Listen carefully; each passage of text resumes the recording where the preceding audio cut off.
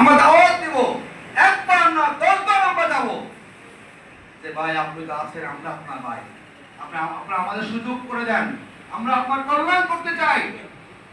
যে আমরা সেই কাজটা করতে পারি ইনশাআল্লাহ।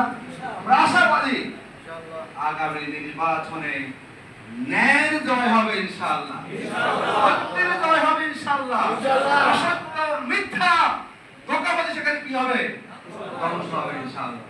আসুন আমরা সেইভাবে মাঠে ময়দানে সক্রিয় হই, সংগঠনকে সময় দিই, আমাদেরকে তৈরি করি ইনশাআল্লাহ। আমাদের চেষ্টার মধ্যে দিয়ে আমাদের দীর্ঘ ত্যাগের ফসল এই জমিনটা হচ্ছে এমন জমিন, যে জমিনে আমাদের আমিরে জামাত শহীদ হয়েছেন না, শহীদ মাহমুদুর রহমান নিজামের রক্তে রঞ্জিত এই জমিনটাকে আমরা গড়বো ইনশাআল্লাহ। বিগত সময় অন্যায়ভাবে আমাদের নেতৃবৃন্দকে হত্যা করা হয়েছে, ফাঁসি দেওয়া হয়েছে। আগামী নির্বাচনে আমাদের সেই হত্যার বদলা আমরা নিব ইনশাআল্লাহ।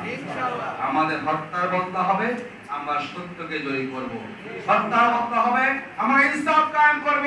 আমাদের হত্যার বদলা হবে কি? আমরা মানুষকে আমরা আইন শাসন দেব ইনশাআল্লাহ, ঠিক না বলেন?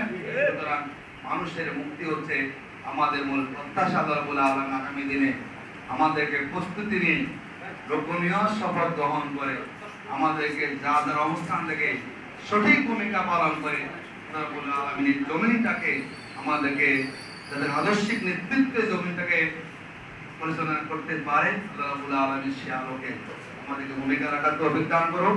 আসসালামু আলাইকুম।